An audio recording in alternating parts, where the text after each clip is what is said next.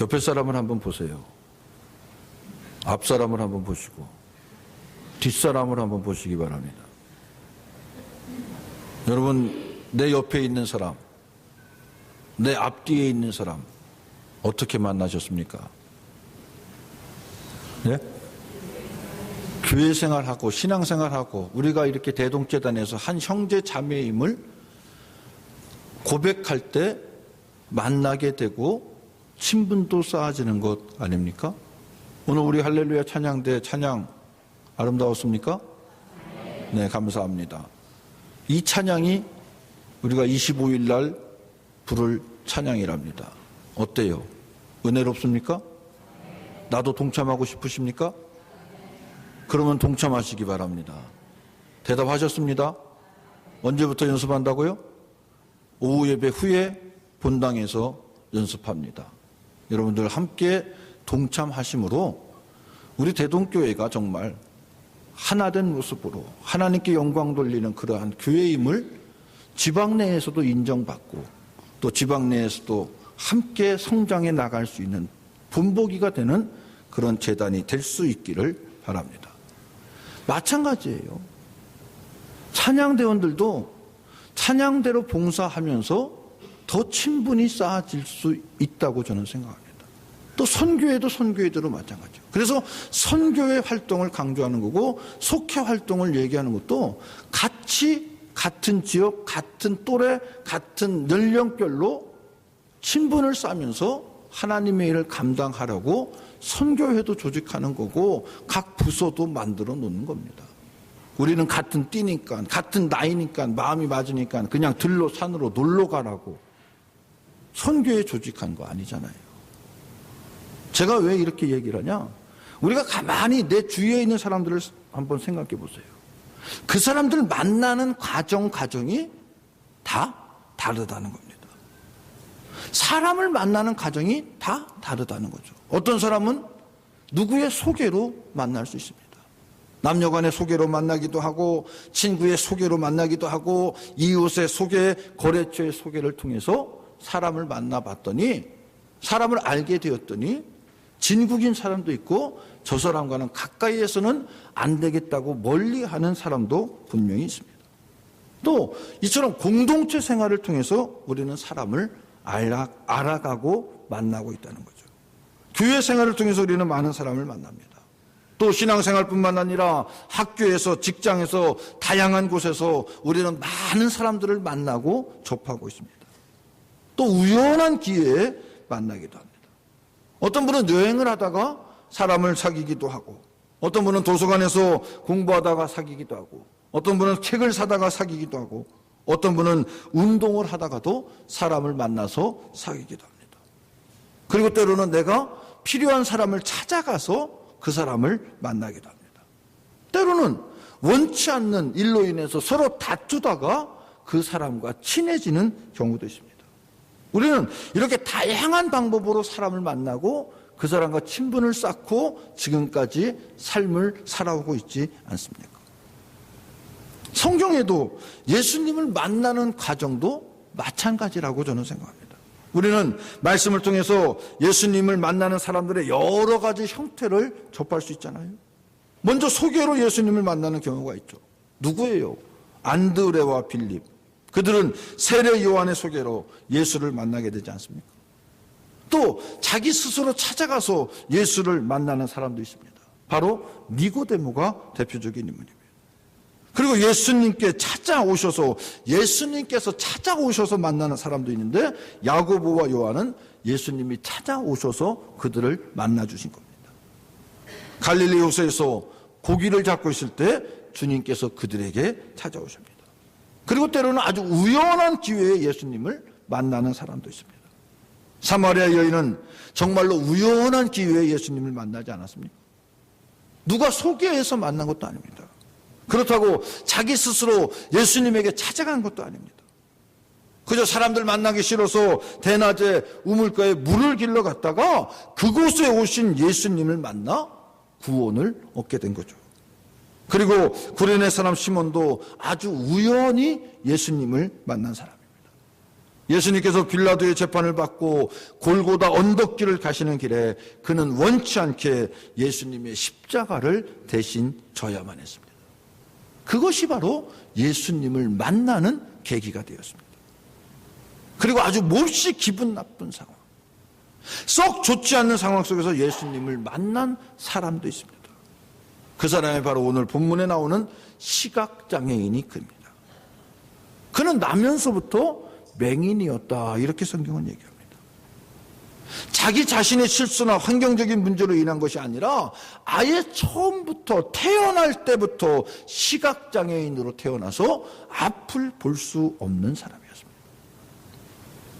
지금도 시각장애인이 이 사회에 살아가려면 여러 가지 어려움이 많이 있을 겁니다. 취직하는데도 한계가 있을 거예요. 지금 최첨단을 살아가고 있는 현대에도 시각장애인은 살아가는데 많은 어려움을 겪고 있습니다. 그런데 예수님 당시의 시각장애인이면 과연 그가 할 수 있는 게 무엇이 있었을까요? 여러분 한번 생각해 보세요. 앞을 못 보는 시각장애인이 과연 무엇을 할 수 있습니까? 그는 아무 일도 할 수 없자 거린 생활을 할 수밖에 없었을 겁니다. 그렇게 해서라도 자기의 밥값을 벌어들여서 가족의 부담을 덜어주기 위해서 내가 할 수 있는 게 무엇인가? 그래, 나는 길거리에서 사람들에게 거리나 동량을 구하면서 조금이라도 가게에 보탬이 돼야 되겠다 생각하면서 그 일을 선택했을지 모릅니다. 그가 살아남기 위해서 동량을 하다가 마치 길을 가던 예수님과 제자들이 지금 이야기를 합니다. 이 사람이 맹인으로 태어난 것이 누구의 죄로 인함이니까? 자기니까? 그의 부모니까? 얼마나 기가 막힌 일입니까? 얼마나 불쾌하고 화가 나고 우라가 치미는 일입니까? 태어나면서부터 시각장애인이 된 것도 억울한데 지금 누구의 죄 때문이냐고 하는 자들의 대화를 들으면서 몹시 불쾌하고 기분 나빠서 무어라 소리라도 한번 크게 지를 그런 상황이었습니다. 자기 자신이 구걸하는 그릇을 집어던지면서 니들이 나한테 해준 게 뭐 있냐? 내가 시각장애인으로 태어나서 내가 지금 여기까지 살아왔는데 니들이 해준 게 뭐 있는데 나보고 이래라 저래라 하냐고 하면서 그들을 향해서 욕을 한마디라도 할 수 있는 그런 상황이었습니다. 그런데 그는 그것으로 기분 나빠하지 않고 오히려 그 순간 예수님을 만나고 고침받는 은혜의 기회로 그것을 활용했습니다. 오늘 우리는 이 시간에 본문에 나오는 시각장애인을 통해서 이러한 상황 속이라 할지라도 예수님을 만나는 사람의 지혜를 함께 배우며 은혜를 나누는 복된 시간이 되시기를 주님의 이름으로 축원합니다. 첫째로 하나님의 뜻 가운데서 생각할 수 있어야 한다는 겁니다. 제일 먼저 우리가 그리스도 안에서 살아가는 사람이라면 하나님의 뜻 가운데서 생각할 수 있어야 된다는 겁니다. 즉 경솔해서는 안 된다는 겁니다. 그런데 사람들은 흔히 자기 임의대로 생각하고 자기 임의대로 판단합니다. 그래서 자기 안에 이미 고정되어져 있는 그 편견을 버리지 못하고 그랬을 거야, 틀림없이 그랬을 거야 라면서 자기의 생각만 주장하면서 몰아가고 있지 않습니까? 그 자기의 편견, 자기의 임의로 인해서 뱉은 말 때문에 다른 사람들이 죽건 상처받건 아파하건 상관하지 않고 내 생각이 맞으니까,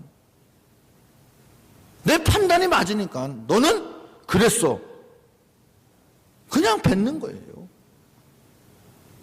경솔해서는 안 된다는 겁니다. 자기 생각으로 자기 편견으로 보면 안 된다는 겁니다.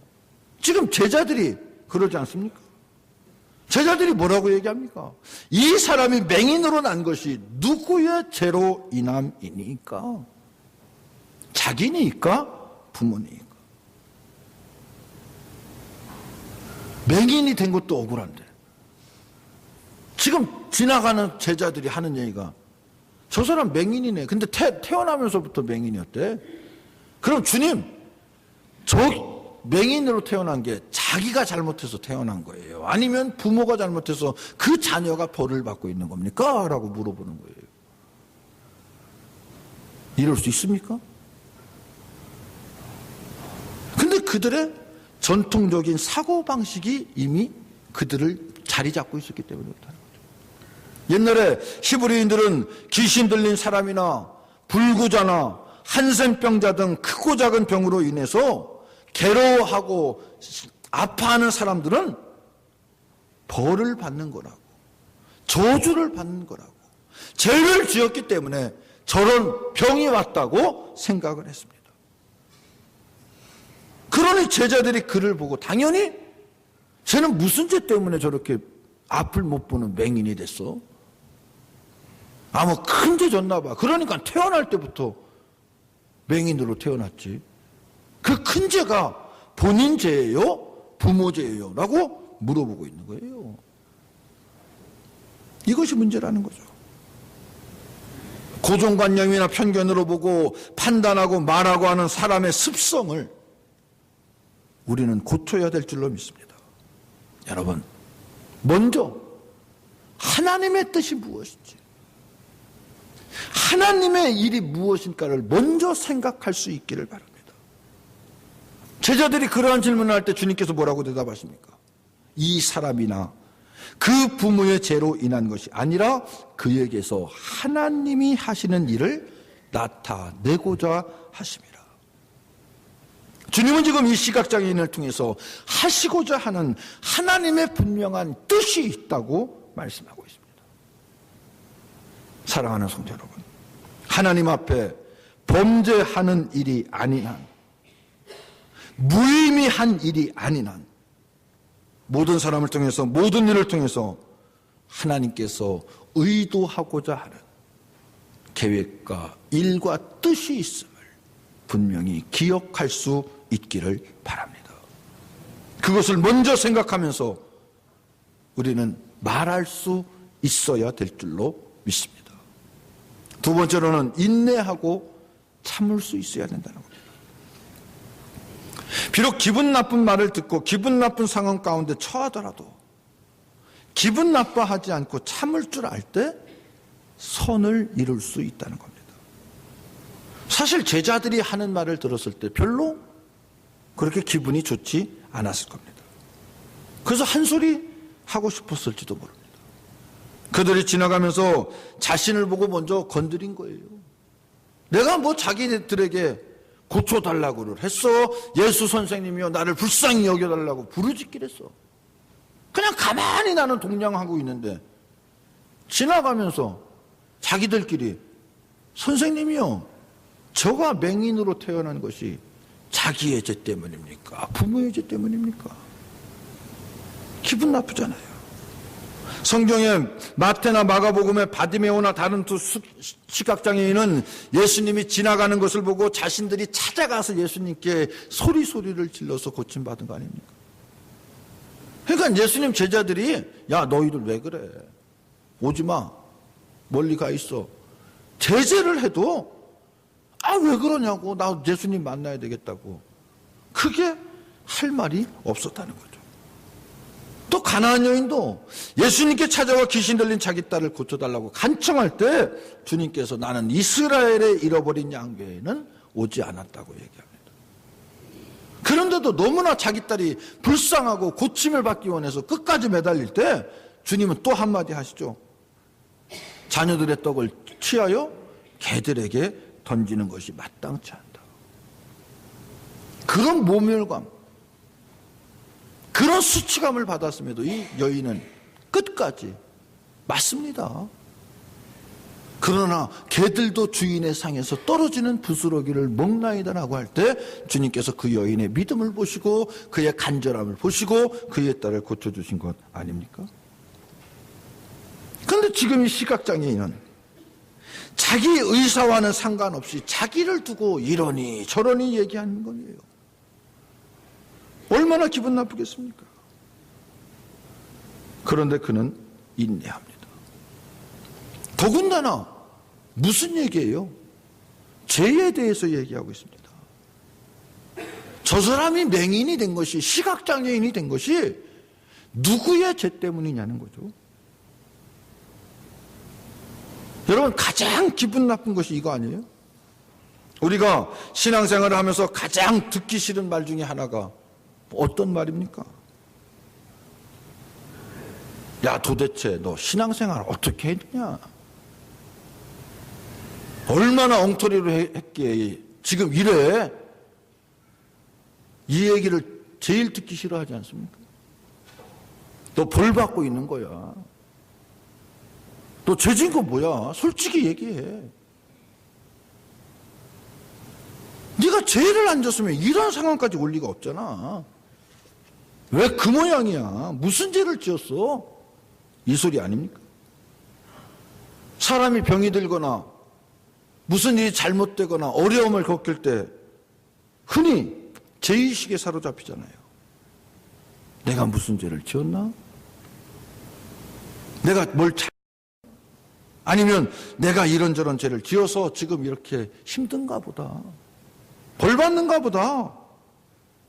자신은 속으로 그렇게 생각하더라도 남에게 야, 너 무슨 죄 졌어? 뭔 죄를 그렇게 졌길래 네가 이렇게 힘들어해? 너가 이렇게 병들었어. 너 이렇게 사고가 났어. 좀 똑바로 살아라. 이런 얘기 들으면 기분 좋아할 사람이 몇 명이나 있을까요? 나는 그렇게 생각해. 본인 스스로 내가 잘못 살았구나.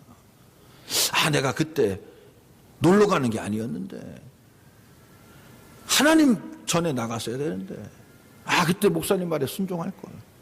이렇게 자기 자신은 반성하고 자기 자신은 그렇게 생각할지 몰라도 남이 와서 야, 너 그때 왜 그랬어? 그때 그거 안에서 너 이렇게 됐나 봐. 너 죄 졌잖아. 죄를 안 짓고 이렇게 사고당할 수가 있어. 무슨 죄야? 고백해. 그래야 너 형통해져. 그래야 너 똑바로 돼. 남이 나한테 그런 얘기하면은 기분 나쁘죠.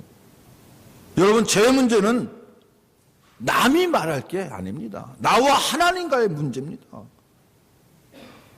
이렇게 정죄함에도 그는 지금 참고 있습니다. 그리고 또 하나, 이 맹인을 치료하는 방법도 그렇게 쏙 자기 마음에 드는 방법은 아니었을 거예요. 지금 예수님께서 그를 고쳐주셨는데 눈에다 뭘 바릅니까? 진흙을 발라요. 그것도 어떻게? 침을 뱉어서 이겨서 눈에다 바릅니다. 옛날부터 민간요법으로 상처 부위에 고운 흙을 바르기도 했답니다. 그런데 그 고운 흙은 오염되지 않은 깨끗한 흙을 바르는 거예요. 근데 지금 시각장애인의 눈에 바르는 흙은 깨끗한 흙입니까? 사람들이 그냥 지나다니고 밟고 다니는 그런 평범한 길바닥의 흙입니다. 그리고 물도 아니에요. 침입니다. 이건 무슨 문제예요? 자존심의 문제입니다. 내가 지금 상처 부위가 아무리 아프고 크다고 할지라도 일로 와봐. 내가 고쳐줄게. 성경에 보면 예수님이 길바닥에 침을 뱉어서 이거 흙을 으겨서 바르고 우물가에 가서 씻으라고 그랬는데 내가 믿음이 있잖아. 야, 내가 목사인데 내가 장로인데 그거 하나 못 고칠 것 같아. 일로 와. 가서 니네 우물가 아니면 싱크대 가서 씻어. 여러분, 그러면 아멘 하고 순종하실래요? 이 양반이 미쳤나? 지금 더럽게 어디다 상처 부위에 덧 나면 어떡하려고? 어떡하실 것 같아요? 기분 나쁘잖아요.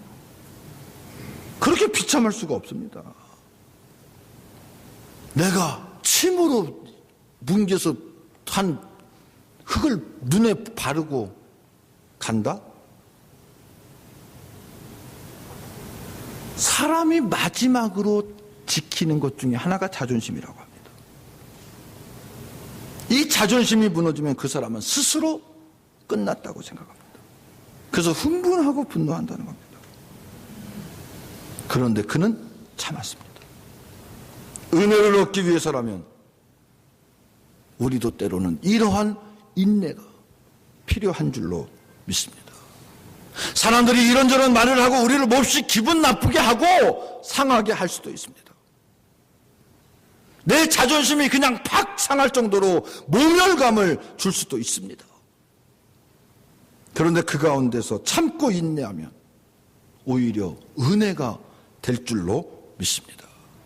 사랑하는 성도 여러분, 인내할 수 있기를 주님의 이름으로 부탁을 드립니다. 세 번째로는 순종의 믿음이 필요합니다. 그는 지금 주님 앞에 순종합니다. 주님께서 진흙을 이겨 눈에 바르시고 실로암 못에 가서 씻으라고 합니다. 아무 생각 없이 이 말씀을 보면은 실로암이라고 하는 은혜의 셈이기 때문에 주님 역시도 실로암 못에 가서 씻으라고 하시는구나, 이렇게 평범하게 생각할 수 있습니다. 그런데 상황적으로 볼 때 시각장애인이 실로암 못까지 간다는 것은 매우 힘들고 어려운 일이라는 겁니다. 실로암 못은 예루살렘 성 외곽 4km 정도 떨어진 곳에 있습니다. 4km면 어느 정도 될까요? 여기서 저 산동 사거리까지는 아마 되지 않을까 싶어요, 좋게. 그럼 여기서 산동 사거리까지 지금 걸어간다고 하면은 그게 쉬운 일이에요? 물론 쉽다는 사람도 있지만 결코 가까운 거리는 아닙니다. 쉽지 않을 거예요. 저는 걷는 거에는 자신이 없어요. 그래서 저는 3보 이상은 승차해야 됩니다. 그래서 군대도 포병을 나왔어요. 저는 평발이에요. 군대를 안 가도 되는데 그놈의 학벌 때문에 제가 군대를 갔어요. 대학교 재학 때문에 군대 간 사람이 저예요. 조교들이 그러더라고요. 너는 참 재수가 좋은 놈인지 재수가 없는 놈인지 모르겠다고. 고등학교만 졸업하고 나와서도 너는 민방위로 빠지는데 그놈의 대학교를 들어가서 네가 군대 오는 바람에 너는 현역으로 입영 대상이 됐다고 하면서 재수가 좋은 사람인지 재수가 없는 사람인지 모르겠다는 거예요.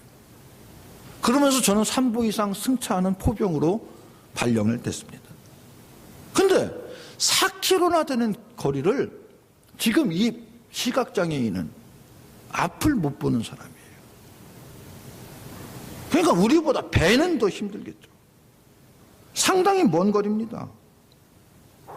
또 실로암 못은 경사가 급한 언덕 중간쯤에 있다고 합니다.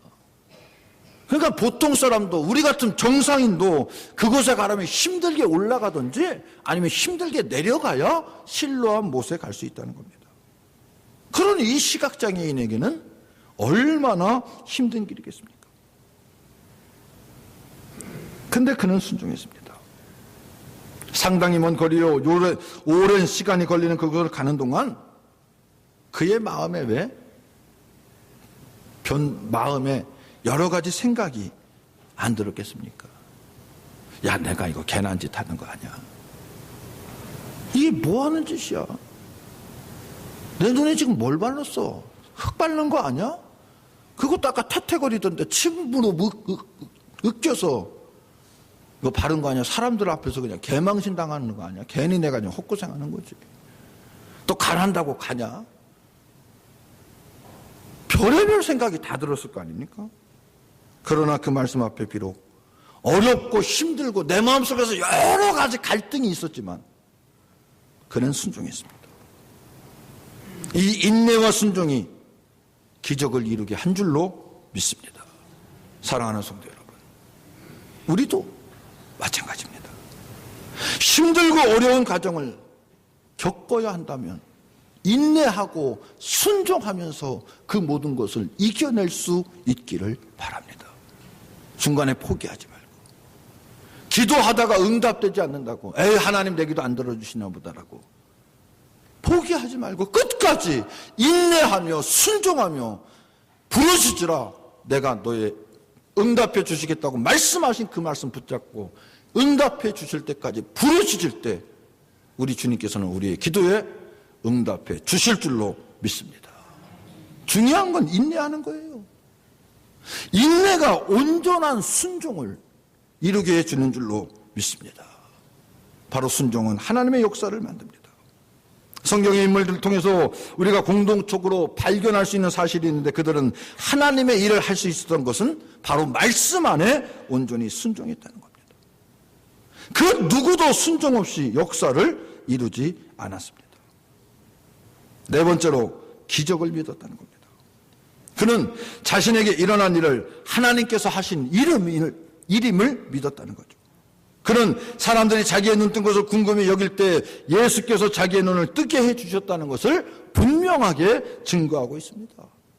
오늘 말씀 11절에 보면 대답하되 예수라 하는 그 사람이 진흙을 이겨 내 눈에 바르고 나더러 실로암이 가서 씻으라 하기에 가서 씻었더니 보게 되었더라. 그리고 15절에 보면 바리새인들이 그 사람이 진흙을 내 눈에 바르매 내가 씻고 보니이다라고 더 분명하게 간증하고 증거하고 있습니다. 바리새인들이 누구예요? 예수를 인정하는 사람들입니까? 그들은 예수를 인정하지 않습니다. 하지만 그는 예수님에 대해서 분명하고 확신하게 얘기하고 있습니다. 그럴 때 그는 유대기로부터 축출을 당합니다. 그럼에도 불구하고 그는 두려워하지 않고 믿음을 고백합니다. 설령 핍박을 받고 출교를 당하는 일이 있어도 확신하고 증거합니다. 바로 살아계신 하나님의 아들이요 구원자임이 예수님임을 믿었기 때문에 그렇습니다. 예수님을 알지 못하는 사람, 예수님을 체험하지 못하는 사람은 확신할 수가 없습니다. 어떻게 확신이 들어가요? 내가 알지도 못하고 체험하지도 못했는데 믿음은 무슨 믿음이 있습니까? 그러나 그분을 능력으로 만난 사람들은 누가 뭐라 해도 확신하고 증거할 수 있습니다. 이것이 바로 믿음이라는 거예요. 예수님을 올바로 똑바로 바로 만날 때 이러한 믿음 가운데 서게 되고 그러한 믿음 가운데 살아가게 될 줄로 믿습니다. 그리고 더 중요한 것은 그가 그리스도라는 것을 믿었다는 겁니다. 바로 중요한 것이 이거예요. 기적도 기적이지만 그리스도를 내가 인격적으로 믿고 만났다는 겁니다. 여러분, 기적의 메시지는 한 부분이에요. 그리고 그것은 언젠가는 잊혀지고 소멸되는 게 기적 아닙니까? 아유, 목사님 무슨 얘기예요? 기적을 어떻게 잊어요? 그것만 생각하면 내가 지금 감사가 넘쳐나는데. 그러시는 분은 정말로 감사합니다. 그런데 여러분, 대표적인 이스라엘 백성들 한번 생각해 보세요. 그들이 유대 땅에서 출애굽할 때 그들이 한 게 뭐 있어요? 아무것도 없어요. 그저 하라는 대로만 순종했을 거예요. 그런데 순종도 제대로 했냐? 그렇지 않잖아요. 애굽을 나와서 홍해 앞에 섰을 때 뭐라고 얘기합니까? 애굽에 매장지가 없어서 이곳까지 와서 우리를 죽이려고 하느냐? 도대체 우리를 왜 끌어냈느냐? 우리가 나가자고 그랬냐? 우리가 노예생활 싫다고 그랬냐? 별의별 원망을 다 합니다. 그때 모세가 지팡이로 홍해를 쳤을 때 홍해가 갈라지자 그들은 또 어떻게 변합니까? 역시 우리 믿는 하나님이 최고네. 하나님께서 이런 방법으로 우리를 인도해 주시는구나. 할렐루야 찬양하며 감사하며 홍해 바닷길을 건너가죠. 그리고 광야길을 시작합니다. 그러면서 툭 하면 원망하고 불평합니다. 왜? 하나님의 은혜가 그동안 없었기 때문에? 하나님의 인도하심이 없었기 때문에? 잊어버린다는 거예요. 그저 당연히 생각한다는 겁니다. 그러니까 감사가 없죠. 당연한 것이 아니고 하나님의 인도하심이다 생각하고 하나님의 은혜다라고 생각하면 우리는 감사가 떠날 일이 없습니다. 무엇 하나 감사하지 않은 게 어디 있어요? 다 감사하죠. 그런데 그건 당연한 거예요. 내가 신앙생활하고 내가 대동교회 다니고 내가 집 사고 내가 권사하고 내가 목사고 장로인데 이 정도는 당연히 해줘야지. 그러니까 감사할 수 없는 거예요. 그러니까 잊혀지고 소멸된다는 겁니다. 하지만 오늘 본문의 시각장애인은 예수님을 인격적으로 만났기에 예수님에 대한 분명한 확신이 있었습니다. 그 누가 뭐라 해도 고백하고 믿음으로 살아갈 수 있게 된 줄로 믿습니다. 사랑하는 성도 여러분, 믿고 참으면서 기다리시기 바랍니다. 내가 참고 기다리면 우리 또한 순종할 수 있습니다. 그럴 때 은혜가 넘치고 하나님의 능력을 깨닫게 될 줄로 믿습니다. 내게 베푼 은혜의 주인공, 내게 역사하는 능력의 주인, 나를 살리신 생명의 주인이신 주님을 다른 사람이 만나면 아무 소용없어요. 내 부모가 만나는 건 나와 상관없습니다. 내 자식이 예수님 만나서 올바로 신앙생활을 하는 거하고 나하고 아무 상관없습니다. 바로 내가 주님을 만나야 될 줄로 믿습니다. 내가 주님을 만남으로 변함없는 믿음 가운데서 언제나 승리하시며 하나님의 영광을 드러내며 하나님의 뜻대로 살아갈 수 있는 복된 대동의 성도들이 다 되시기를 주님의 이름으로 축원합니다. 아멘. 하나님 감사합니다. 저희들에게 귀한 날 허락해 주시고 이렇게 주님 전에 나와 하나님을 찬양하며 하나님께 영광 돌릴 수 있도록 은혜 베풀어 주심에 감사를 드립니다. 저희들의 삶이 언제나 하나님의 뜻 가운데 살아갈 수 있도록 인도하여 주시옵소서. 내 고정관념 깨게 하여 주시고 내 사상 안에서 하나님을 내 사상에 맞추려고 하지 않게 하여 주시고 하나님이 원하고 하나님이 바라시는 일들을 통해서 하나님의 영광을 온전히 드러낼 수 있는 우리 모두의 믿음과 삶이 될 수 있도록 축복하여 주시고 그렇게 하나님의 뜻대로 살아가기 위해서는 인내하게 하여 주시고 참을 수 있는 믿음 허락해 주셔서 혈기 부리지 않게 하여 주시고 끝까지 순종하게 하여 주셔서 하나님의 영광을 드러내게 기적을 이룰 수 있는 우리 모두가 될 수 있도록 주님 축복하여 주시옵소서. 그러기 위해서 내가 먼저 주님을 만나야 됩니다. 내가 만난 주님을 내 안에 모시고 내가 믿음 생활할 수 있게 인도하여 주셔서 좌로나 우로나 치우치지 않게 하여 주시며 언제나 주님 안에서 감사가 넘쳐나고 내가 만난 주님을 이웃에게도 증거하며 알릴 수 있는 복된 자들의 삶이 될 수 있도록 주님 축복하여 주시옵소서. 함께하여 줄 줄 믿사오며 예수님 이름으로 기도드리옵나이다. 아멘.